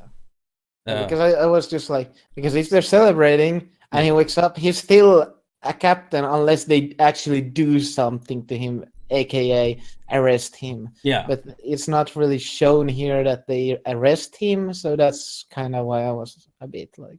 Yeah, understandable. But we see it later. They arrest him. Yeah. Or they have, like, they have him. He'll escape later. So we can just assume he was arrested by them. Yes. And Kobe is really happy about this. because it actually makes him. I think it makes him realize that it was just Captain Morgan who was bad. That all the Marines are not bad. Yeah, he believes in the Marines again. Like, I think that's Yes. important for him, because he doesn't want his like life or dream to be a lie. Like, he wants to Yes. do the right thing, and if Morgan would have been the so-called right thing, that's absolutely not what Kobe understands under the term, or under the right, being the right thing. So Yes. of course he's happy that everyone disliked him, which Yes. which is understandable. And Zoro also collapses to go to the next topic here, unless you had anything else to No, add. yeah. Yeah, so he finally collapses, even though he looked strong, really strong in the last chapter during the whole fighting sequence and so on. But now it's actually showing that he actually was in a very weak state, even though he was fighting really well. I mean, it was like last ditch like effort. There was like that last quick of power in him, so he finally used it all up. But I mean, after hanging there for 9 days, or it was 9 days, right? Yeah, that's understandable. yes. Our boys need to eat, especially in a shonen. Yes, all them eat in a yes. shonen manga. And even now, here, when they now eat, then at Rika's mom's place, it's pointed out that Luffy eats a lot because he ate even more than Zoro, who had been starving for 9 days. So, and this is a concurrent theme throughout the whole story anyway. Yeah, But it's in the family. Yeah. With Zoro eats much also, like pretty much all of the Straw Hats. And I mean, if I would get Sanji's food also, I would eat a lot. I mean, you got the Terran's food. I mean, yeah, that's true. I mean, he's, you know, he learned from Sanji. Yeah. One like, there's not really much to talk about itself here. I want to skip to basically where they're leaving again, where I want to demonstrate how smart Luffy can be by punching Kobe. Kobe realizes it immediately what Luffy did. Obviously, or it's not that much that Luffy punches Kobe. It's Kobe punching. Oh yeah, but they're fighting. You know, he calls him out. I had it turned. Yeah, he calls him out, and then they're fighting. But still, Luffy started it, and that shows how intelligent he can be, if not for his goofy character. Yeah. And first, of course, like it's kind of funny how confused Kobe is just when the Marines come and Zoro and Luffy both start walking away like they wouldn't know him or they're not with him, even though they just before that said that they will be friends pretty much forever. So, and just how like Luffy is really good at like reading these situations. This is not the last time he's gonna do this throughout the whole story, if I remember correctly. Yeah, so, I think there's some moments like this as well. But yeah, I agree. Like, of course, Kobe, but I think he realizes it's like really fast for what it is. But of course, at the moment, I would be puzzled too. Well, what's happening right now? I mean, it's understandable, but yeah. Yeah, but Oda hints at it from Luffy's smile, but like throughout the whole fight and everything. But Cody realizes it's after the fight. Yeah. When he's on the ground, like after the fight. And the Marines also point out that they know Kobe's background, so as Zoro mentioned also, they are really good at gathering intel about pretty much everyone who has anything to do with pirates and so on. And to think that they even had intel on Kobe, who was just what was his official position again? He was like he wiped the floors. He cleaned boy. He was a ship something. Yeah, I don't know the English word. Word. It's not that important. Cabin boy. It's cabin boy. Yeah, I think. But then we come to the justice theme again, why did the Marines not, like, I have it as my note, Marines had intel on Alvida, but they didn't do anything. Why? Yeah. Well, because, like, even if Luffy toyed with Morgan was in a much better shape against Luffy than Alvida was.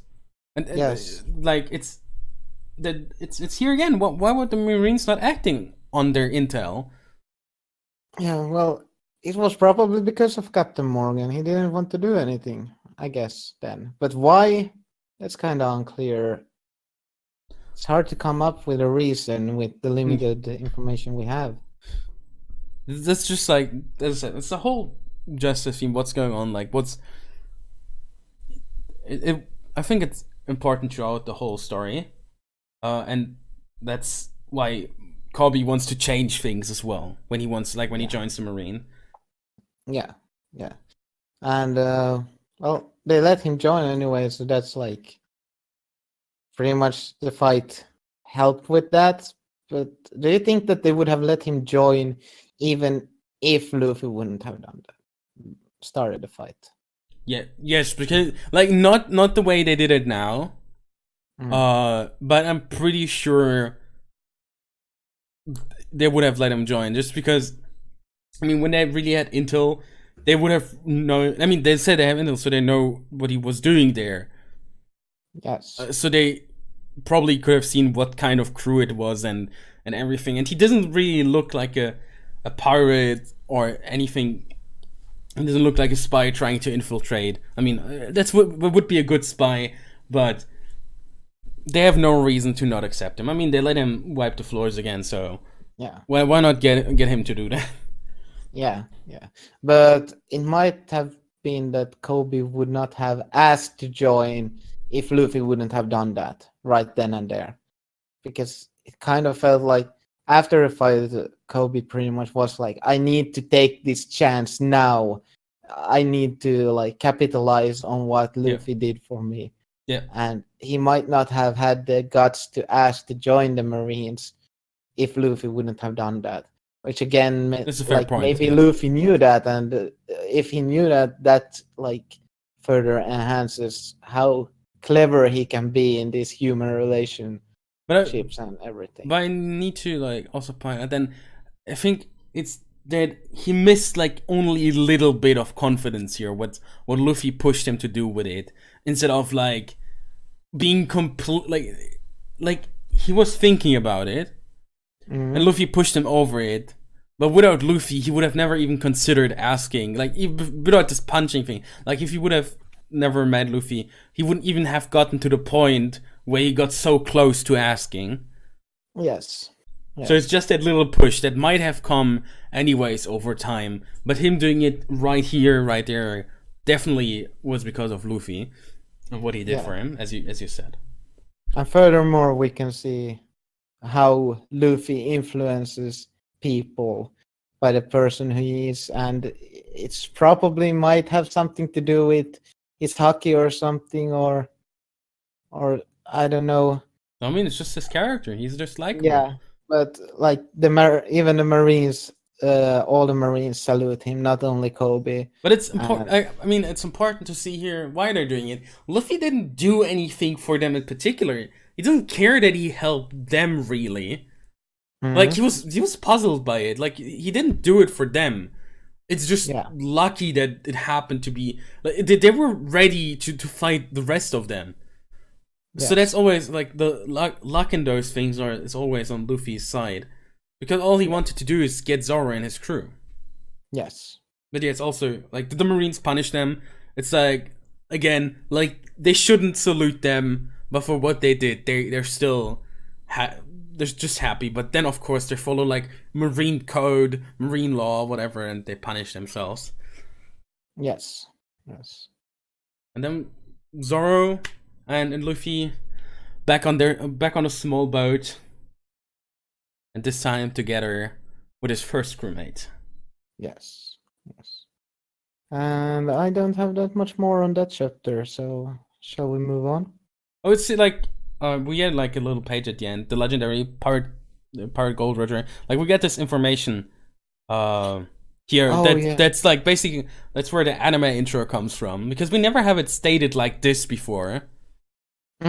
Yes. So that's the first time we really learn about this. We see Shanks. We see Buggy the Clown. Which this is just the upcoming villain. Yes, but who's the guy in green? Is that just some random character? Just some random character. I don't recognize him. Or yes. No, I don't. So I wouldn't. Well, I was just thinking because he is a bit more special than the others in the background. That he could have been. Yeah. Some kind of character. Maybe he got scrapped at some point. Maybe he didn't fit the story. Who knows? Yeah. Maybe. Definitely possible. I mean, Zoro was supposed to join. Was supposed to be in Buggy's crew. And yeah, so could be. Well, we'll get the. I mean, we'll have Shanks on the cover too. I mean, he's definitely not random there. So maybe it's supposed to hint at the fact that they know each other. Maybe it's just Roger, like some Roger pirate crew members at some point, even though they don't really look like them. They look more like it's random pirates. But yeah, we'll see the relationship between Shanks and Buggy soon. But let's go to chapter 8, which is the final chapter of the volume. Yes. The cover picture is not that special, but I did pay attention that there's like 7 of those birds. And then I started thinking that, that is this like how many crew members there's actually gonna be? But at the moment, there's like Luffy and Zoro plus 8 and not plus 7. So that doesn't really hold up. But who knows? Maybe was the actual number that was gonna be, or then they symbolize something completely different. I mean, they're saluting. They're saluting back to the Marines. Yes. But yeah, definitely interesting thing you point out here. But yeah, the numbers don't quite add up. But who knows what was planned at the beginning? Yes. I mean, there's one just saluting Zoro in particular. I mean, yeah, that one is weird. Yeah. Yeah, but I have nothing to say about the cover story otherwise. Yeah. And then pretty much we learn also that Zoro is really bad with directions and navigating also, which is kind of funny. Yeah, both of them. I find it funny how what Luffy prioritizes here. They both know that they don't know how to navigate, but what does he want to cook? Of course, he's eating all the time, and someone that sings. Well, yes. Why do I need a navigator, man? We don't need one. We just do it. Well, he agrees that they need someone who knows how to navigate, but also. Oh yeah, okay. I missed it. Yes, but that's also what I noted, that these are the priorities. Yeah. Someone who can navigate and cook and sing, and we know already that the person who knows how to sing joins pretty late. In the end, quite many crew members who joined before that. So, I mean, yeah, he gets to him eventually, so he gets what he wants. Yes. Indeed. But it gives us already an idea what kind of what skill sets he's looking for. Yeah. And he would have kept on going unless he was so hungry. So we could have gotten the whole list of what skill sets he wants for his crew, but Zoro should have eaten more. Well, Luffy is just hungry all the time. Yes. But yeah, he lays out the plan, as we said, for his crew, even if not complete. Yes. Then we see the goofiness again. Luffy just like no regard of anything, just like trying to get the bird. He'll get taken away. But that's actually not the part I want to talk about really. But I mean, Zoro.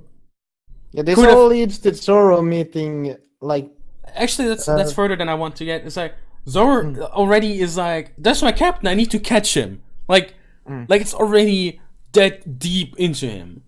Like imagine Alvida's crew if they wouldn't fear that Alvida would come back and smack them, they would just leave her fall into the ocean or whatever. Yeah.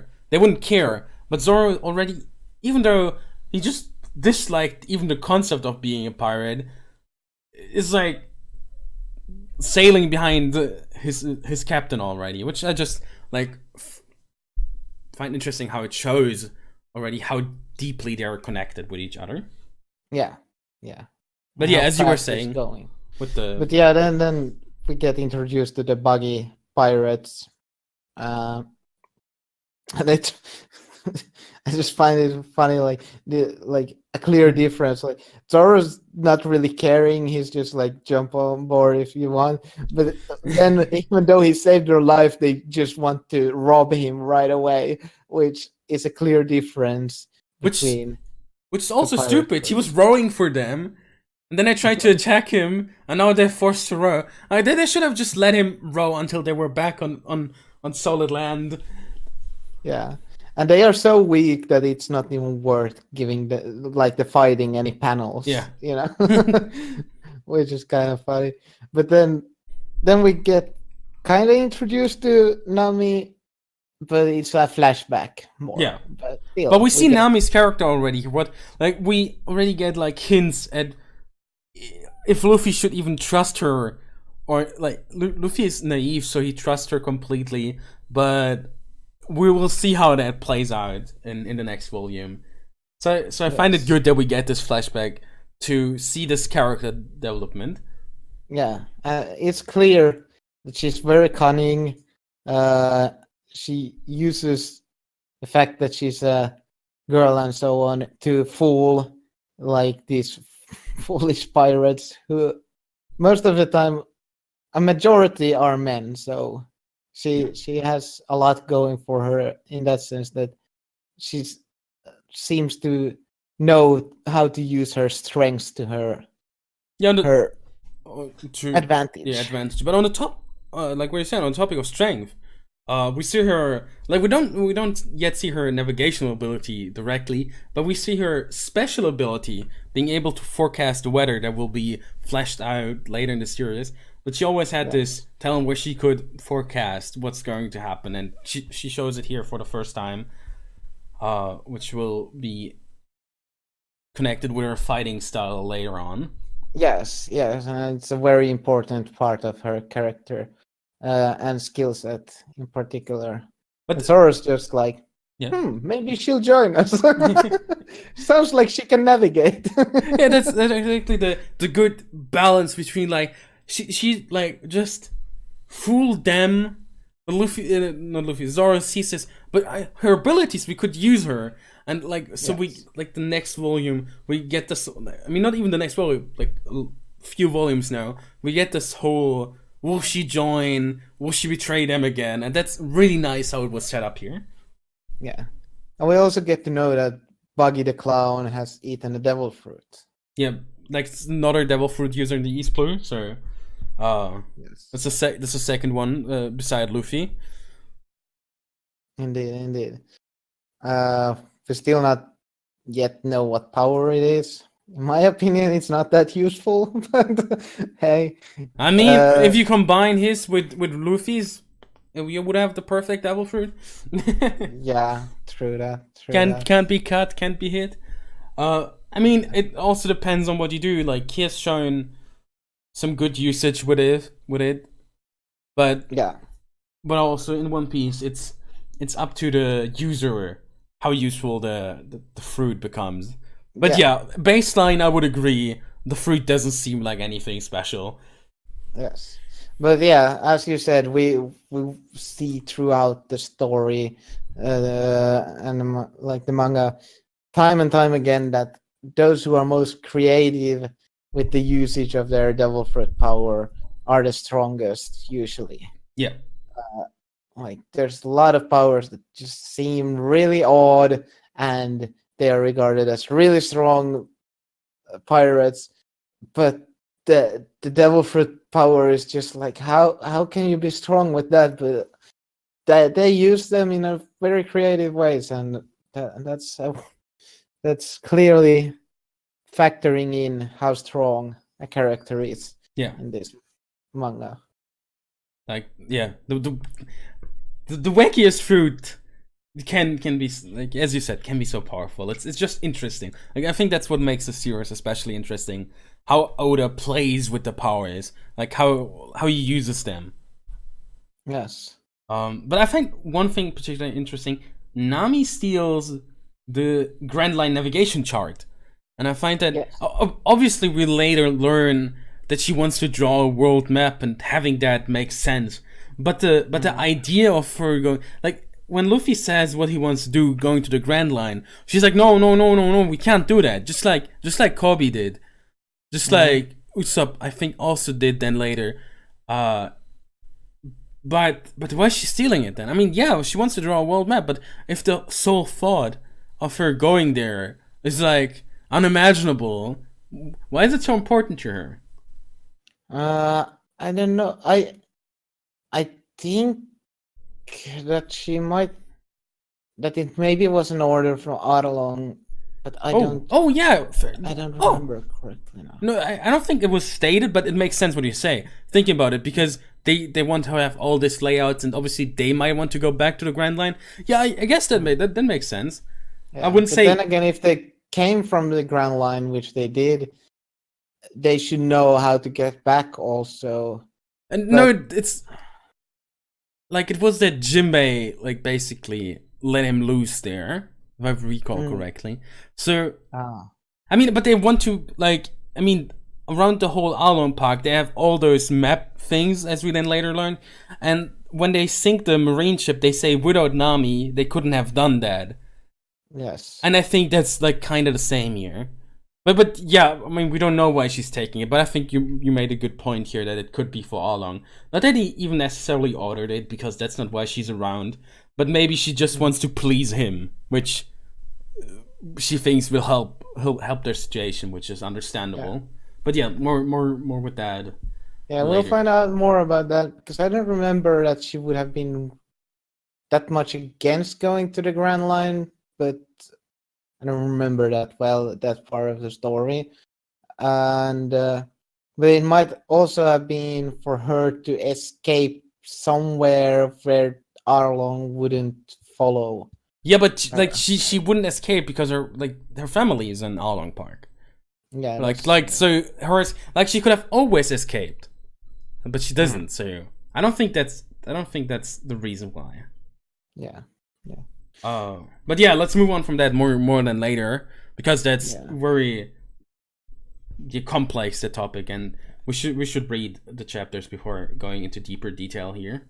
Yes. One thing I want to point out is the ship of Buggy the Clown. Oh yeah, okay. We will now start to see these crazy designs for ships and how they reflect the captain and the crew. Usually the captain is what determines how the ship will look, how the Jolly Roger will look, and the crew will wear clothes themed accordingly. I don't really think that Buggy's crew members actually want to be dressed as clowns, but I think he just kind of forces them. Or what do you think? I mean, they're not really all that dressed as clowns. They're more generic, but they have that headwear. Yeah, but some of them have like clown noses and stuff like that. So they do. I thought that one of the guys on the that Zoro rescued. I just remembered wrong. Yeah, they have the headwear anyway, but they look really silly in those clothes. There's someone has some German on their clothes a bit at the end of the chapter. Interesting detail there. But yeah, I want to talk about something different. We said in the first chapter, with the pistol thing.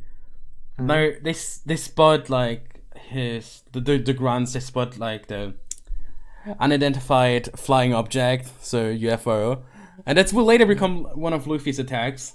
And that's not really, not like the same thing as with the pistol. But I when I read it, I found it interesting. how that also becomes an attack. Yeah. One thing I caught up on now also was when Luffy then lands and Nami pretty much fools the buggy pirates to think that he's her boss. They hit him and he gets kind of upset that they made his straw hat fly away. And yeah, like the importance of the straw hat. Yeah, we again see how important the straw hat is for him. Yeah, that's the. I mean, just like later in the fight with Buggy, it becomes even more apparent. But yeah, we get the hints all the time. And as you already pointed out and then said, there's actually no one but Nami that will touch the straw hat, or that he wants to touch the straw hat. Yeah. So yeah, we just know what he, like, how important it is to him because of Shanks, and that just sees how much he still values Shanks. Yes. Yes. And at the end of the chapter, we see Nami offering the partnership, where we got like mixed stuff from now. She betrays him already once, and I'm not even betraying, but she uses him as a scapegoat. We know how she fooled them, but we also know that she apparently has, not directly, but she seems to have navigational abilities. So Zoro obviously thinks she's a good mate they could acquire because they need a navigator. So as I mentioned earlier, this whole like thing that will stretch out through the next few volumes, where we don't know who Nami really is. Yes, she's really very secretive, and also, as a pirate, I wouldn't trust her just based on that she says that she steals only from pirates. Yeah, I mean, Ruffy even repeats that you only steal from pirates. Yeah. But I mean, it's we know why she does it. I mean, like later. So, but yeah, I think that's all I have. Same for me. And that I don't think. Yeah, this leaves off quite on a cliffhanger for the next volume, which probably was all intentional. I mean, not really. It depends, but yeah, I would agree. Well, he could have ended the volume after the 7th chapter. It's like actually one of the fewest chapters per volume. Like later, it's like more 9 to 11. But yeah, definitely a cliffhanger. So yeah, then my final question is: how did you like the volume? Do you think it's introduced you good to the series? Like, when you would first pick it up now, out of that perspective? Well, the first chapter is very long. It's quite heavy in the sense that a lot of stuff happens there. But of course, it's a good chapter in the sense that it introduces you to these main plot lines, kind of, and like themes of the story. These first 8 chapters, or the whole first volume, is, well, it's not that slow paced, but it feels slow paced compared to what the story will be like later on. Yeah, but okay, I get you, but I mean, it moves fast. I get you what you mean, kind of, but I wouldn't say like this is really fast paced. It is. It could be slower because we basically jump, like, we get the introduction and we jump to Elvida, to the Marines, and now we're here already. Like, I think it covers a whole lot in that first volume, and that's what I enjoy. We get a good baseline, so like you already have lots where you want to look forward to for the next volume. Yes. So yeah. Also earlier said that my favorite chapter was chapter 6, just because of that Luffy Zoro dynamic power duo. It's like this is the first time I'm reading these chapters in the manga. As I I've watched the anime, and then I picked up the manga when I caught up with the anime.